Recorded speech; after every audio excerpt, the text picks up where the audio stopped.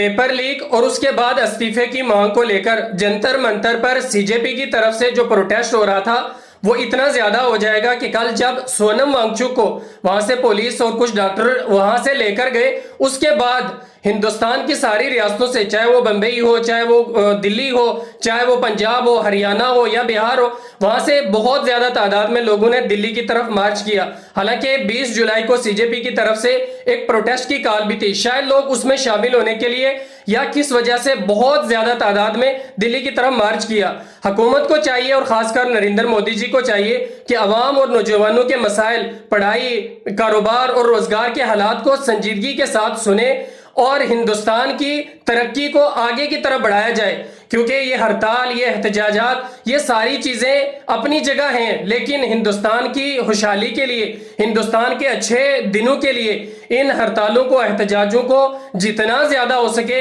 اتنا زیادہ کم کیا جائے اور نوجوانوں کے، عوام کے جو بھی مسائل ہوں ان کو بیٹھ کے سنا جائے اور اس کے اوپر عمل کیا جائے، تاکہ ہندوستان دن بدن اپنی خوشحالی کی طرف، اپنی ترقی کی طرف بڑھے۔ دلی کا جنتر منتر ہمیشہ سے اپنی آواز حکومت تک پہنچانے کے لیے ایک بڑا مرکز رہا ہے۔ حالیہ دنوں میں سی جے پی کی طرف سے جو اپنی مانگوں کے لے کر احتجاج کیا جا رہا ہے وہ یہ یاد دلاتا ہے کہ جمہوریت میں عوام کی آواز سب سے اہم ہے، لیکن آج کا ہندوستان وہ ہندوستان ہے جو دنیا کی بڑی معیشتوں میں شمار ہوتا ہے، اور اب وقت کا تقاضا ہے کہ ملک اب ہوشیار ہو اور آگے بڑھے اور ترقی کرے۔ ہندوستان کی تاریخ گواہ ہے، جب بھی ملک میں تبدیلی کی ضرورت پڑی ہے بڑے رہنماؤں نے عوام کی قیادت کی ہے، اور وہ عظیم رہنما اور وہ عظیم لیڈر آج بھی تاریخ میں یاد رکھے جاتے ہیں، جنہوں نے پرامن احتجاج کے ذریعے سے ہندوستان کی تاریخ بدلی، ہندوستان کی کایا پلٹی اور آج ہندوستان اس مقام تک پہنچا۔ اگر ان عظیم رہنماؤں کے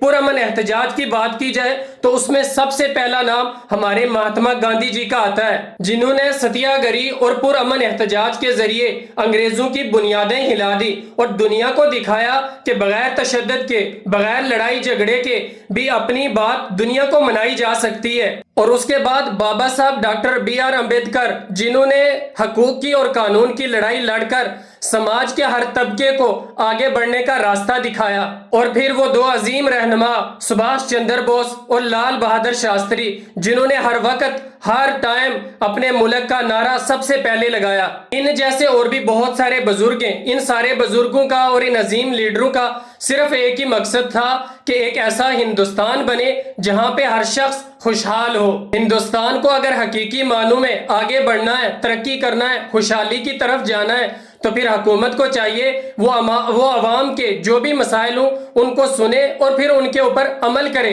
تاکہ ہندوستان دن بدن آگے بڑھے، خوشحالی کی طرف جائے، اور وہ عظیم ہمارے جو لیڈر تھے، جو رہنما ہمارے بزرگ تھے، تاکہ ان کا مقصد بھی پورا کیا جا سکے۔ اور پھر حکومت کو چاہیے کہ ہندوستان کی خوشحالی کے لیے، ترقی کے لیے نوجوانوں کو بہترین تعلیم دے، سستی تعلیم دے، روزگار دے، کاروبار دے، اور یہی وہ بنیادی چیزیں جس کی وجہ سے ہندوستان ترقی کر سکتا ہے، آگے بڑھ سکتا ہے، کیونکہ ہندوستان ایک بہت بڑی معیشت کا مالک ہے۔ اس کو آگے بڑھنا چاہیے، ترقی کرنا چاہیے اور پوری دنیا میں اپنا نام کمانا چاہیے، اور حکومت کو ان سارے مسائل کے اوپر بیٹھ کر بات کر کے لوگوں کے جو بھی عوام کے مسائل ہیں ان کو سن کے ان کے اوپر عمل کرنا چاہیے۔ اور ہمارے وہ عظیم رہنما جنہوں نے اپنی جان کی قربانیاں دی، جنہوں نے اپنا سارا کچھ ہندوستان کے لیے قربان کیا، صرف اسی لیے کہ ہندوستان کے اچھے دن آئے، خوشحال ہندوستان ہو اور ترقی کرتا رہے، ان کی